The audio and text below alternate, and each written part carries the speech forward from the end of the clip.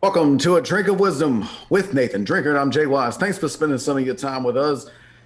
You know the deal. You know we're on Anchor. You know on Apple Podcasts. We're on Spotify, and so many other of those great platforms where you can find our content.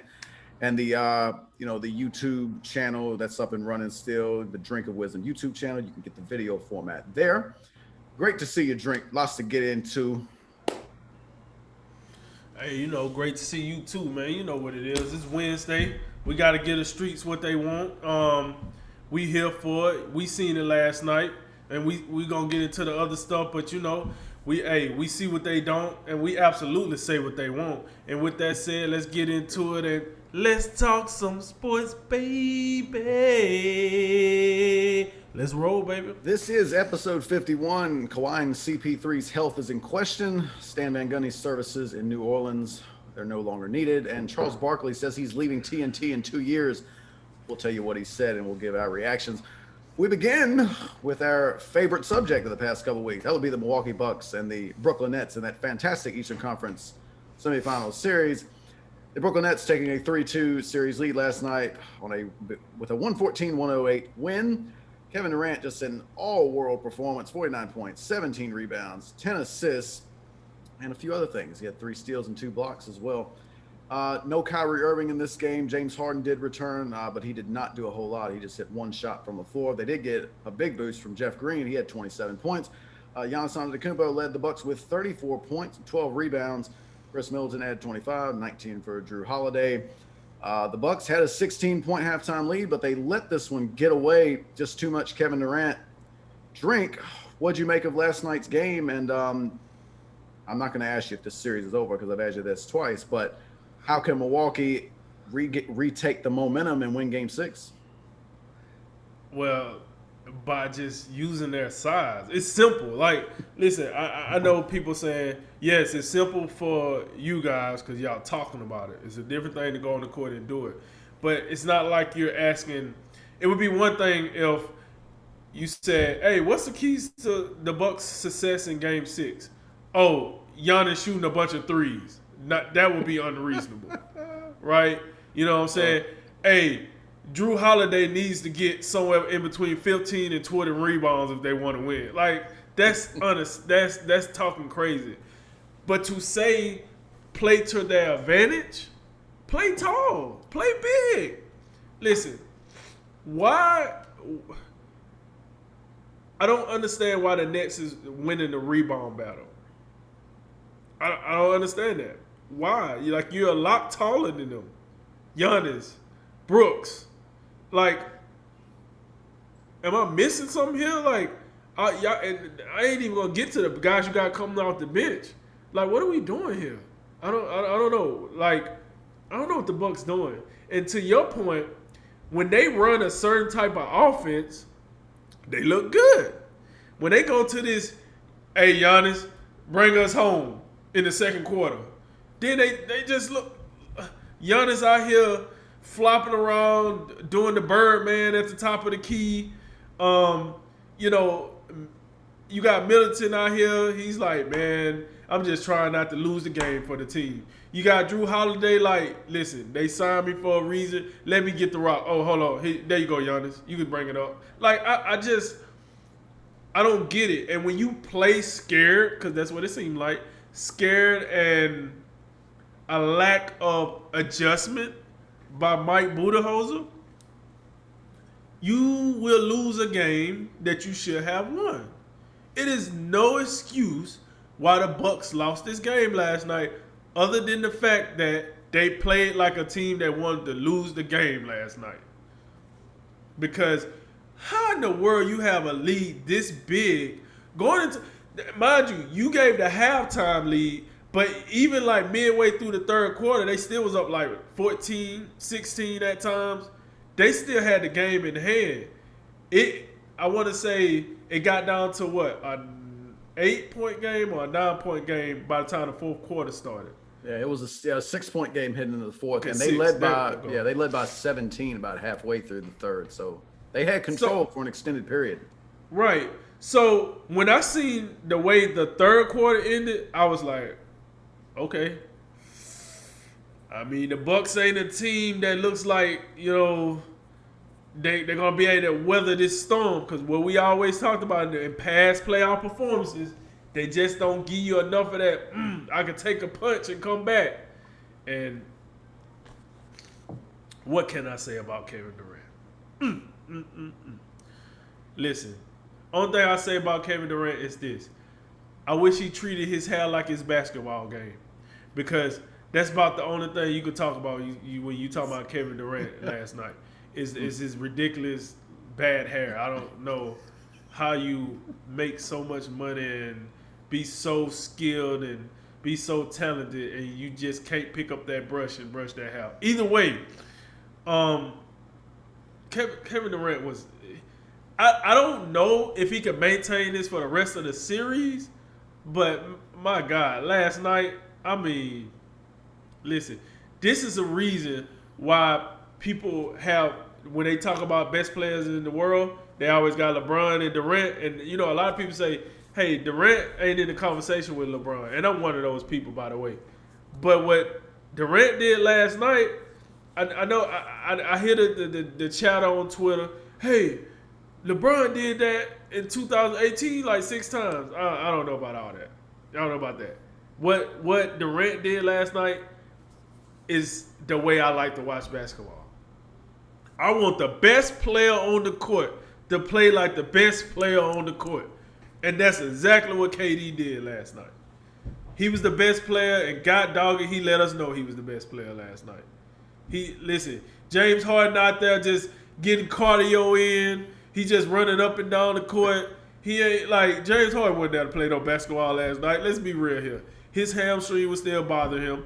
I'm fairly confident Steve Nash and crew came up with the strategy of this is what we'll do. We'll throw him out there so we can create more space for KD. And look, Harden, you're just going to keep running up and down. You'll touch the ball every now and then. And if you feel like that hamstring is going to let you down, let us know. We'll get you out. But what can I say? 46 minutes later, he was still playing. So I guess the hamstring was all right. So with that said, listen, the Bucks lost this game last night, first and foremost. So I don't know if they necessarily need to do a lot of adjusting other than A, play to your size, and B, learn how to close a game out. My God. Close the game out. What are we doing? You literally got beat by 2 dudes, Kevin Durant and Jeff Green, which I might add, both of them was teammates when we had the Seattle Supersonics. So that's how long they've been in the league. So you got beat by them 2 dudes. Like, come on, man. Like, what? Listen, you know my idea, like you said, you know how I think this series is going to go. I think the Nets going to take care of the business and win this series. But that was just unacceptable last night. I just thought the Bucks were going to win, and then the Nets was going to have to figure this thing out for 6 and 7. Now the Nets got a chance. If Durant does this again and get hot, they got a chance of wrapping this thing up in Milwaukee with no Kyrie Irving and a 40% James Harden. Yo, if that happens, Mike Budenholzer, you're fired. Giannis, we need to talk. Middleton, we need to talk. Drew, we need to talk. And I ain't saying like they're going to get traded or nothing. I'm just saying you got to put them 3 in the office and be like, we can't keep doing this, man. We can't keep doing this. The one excuse Giannis don't have is, a lot of superstars can say, Damian Lillard, for example, he got this excuse. I don't have enough talent around me. Giannis, this team been built around you for the last 4 or 5 years, and we still not getting it done.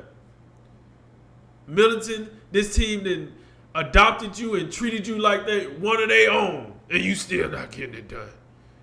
And Drew Holiday, you was the prized possession this year. We still need to get it done. So, I don't know, man. Like, I don't know. PJ Tucker was out there playing his butt off on defense, and it happens. The offensive player be better. So, to answer your question, to wrap all this up, I think it's simple for the Bucks. If they want to win Game 6, they play in the paint. They play to their size. They put Giannis in the paint. They put Lopez in the paint. I'm done with Giannis at the top of the key doing the Tootsie Roll. I'm done with that. Like, I don't need Giannis at the top of the key pop locking. I need him down there doing those two-step dunks and all that. That's the two-step I want to see. The two-step that ends in the dunk, not a two-step that ends in the travel. Over here looking like a halftime show. That ain't what I need. Brook Lopez, no more the Steph Curry shooting. I mean, granted, you are making your shots at a good clip. You need to be in the paint, man. Go down there and make them work. And secondly, like I said, they need, if James Harden playing Game 6, which it looks like he will play, they need to go at him. At James Harden. I don't care who on James Harden. It could be the water ball on James Harden. You pass him the ball. You make James Harden work on the deep. Put that hamstring to work. Because eventually, if he can't keep up, they got to take him out the game. And once you get him out the game, he's no longer in the game. So they should tell you what your game plan is right there. It should be just that simple. And if Durant play another 48 minutes, it's time to make him feel that fatigue. Because he's human. He's going to get tired. And if he's the only one out there, I mean, all you got to worry about is him and Jeff Green. Jeff Green. All right, so yeah, those are my keys to success, man, for the Bucks. Hopefully they carry it out. We get a good Game 6 and then roll on to Game 7. But if they come out with that piss poor execution at the end of the game again, like they did in Game 5, yeah, it'll be a wrap. Gas up the Jets, you know the rest, and that's how I look at that. Yeah, I think you summed it up quite nicely with what the Bucks need to do. I first, before I get caught up in just to expound a little bit more on what the Bucks are doing. Kevin Durant, I think that's where for the Nets that this begins and ends. I made the comment, our little chat, the other night. We found out, I think Kyrie wasn't going to play Game 5, and it appeared at the time that James Harden wouldn't play Game 5. I said it's time for KD gonna have to pull out the old do-it-yourself kit. Right. Boy, did he do that. I mean, 49 points in 48 minutes, making about 2 out of every 3 shots, percentages up and down the line. It was a remarkably efficient performance. 23 shots. He took 23 shots. Not only that, but you look at everything else he did. He was the playmaker last night. James Harden made some plays. He did make a few plays for people. But Kevin Durant posts 10 assists. And I think the thing that's easy to get lost in all of this, Kevin Durant had about half of his team's rebounds. That's remarkable in itself. Kevin Durant really, when you look at what he does, that's a guy that's a small forward. He's a 6'11" with guard-like skills. But what he did in the paint last night on the defensive glass, Milwaukee only had, 4 offensive rebounds, which is inexcusable in itself. But KD almost single-handedly kept them off the glass. It's one of those performances that, I don't know if, I think there's a case you can make that might be the most impressive performance he's ever had. When you look at the circumstance, the guys that, the way they constructed this team and the superstars that they have, and you got one that, was out with the ankle. You got another guy who just clearly, no question, I don't think had much business being in that game. I mean, he was, the only thing you can say is that he was just out there to, hopefully draw some attention. But James Harden was clearly not himself, and I don't know if he can get much better. And I'm not surprised when the guy was, they didn't have a timetable like 2 days ago. Then all of a sudden, he's going to miss this game. And then with 24 hours, he goes from doubtful to questionable to TNT opens up the broadcast, and he's out there warming up, ready to go. Like, that's a little sketch. I'd like to know a little bit more about that. But yeah, I think that was an all-time great performance from Kevin Durant. And I think what it brings to mind is almost, you remember how, in recent years, there's kind of been a regular season competition for best player in the world. And LeBron, whether he's, taking a few weeks off or whatever, or, there's other guys in the regular season that, capture the limelight, they'll win the MVP, all this other thing. And then what LeBron tends to do is, regain that shine in the playoffs. Right. That's what KD reminded me of last night. He put on a LeBron James-esque performance and reminded us why he's been the second best player in the world for years. And I don't know if this is something that's like you said. I don't think this is a fair expectation to expect. But if Kyrie cannot return this series, and this is the James Harden we have, I think this is what's going to be required. Because even with this, Milwaukee let this thing get away. We gotta be honest. You build a 16-point halftime lead, keep it, and you've got these guys on the ropes. You just beat them twice in Milwaukee, so you also have the momentum. And then they just fall back into some of these bad habits.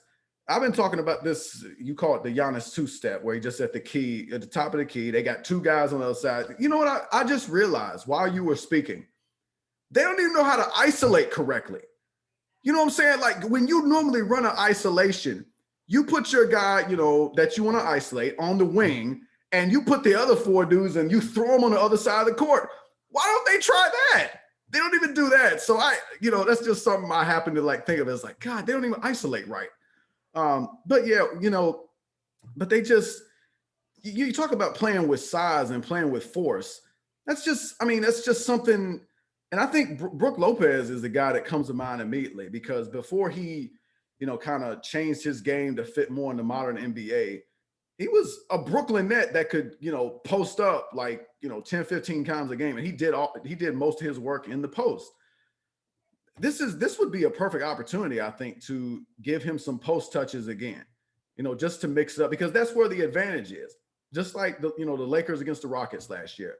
And then the other half of that is crash the boards, crash the offensive glass, like Giannis, Lopez, even PJ Tucker. Remember, PJ Tucker against the Lakers was like a guy who would just gobble up rebounds all night. And he gets 4 rebounds last night. It's just a little bit curious, how they go about their business. When they actually run offense, when they have guys, coming off, off ball screens and running good hard action, they get good looks. They get good shots, as you're accustomed to do when you run actual offense. And if you're gonna isolate, how about at least isolating correctly? And the point you made about James Harden when he plays defense, because I don't know if you noticed, but when James Harden had a guy to guard, he couldn't keep anybody in front of him last night. They just went around him and he would haphazardly try to reach in and swipe the ball away. Didn't work. So I think this is a comparison I think you'll appreciate. Steph Curry in years past, when Golden State, when a team plays against Golden State, they'll bring whoever Steph Curry's guarding, that guy sets the screen, and then you get an immediate switch.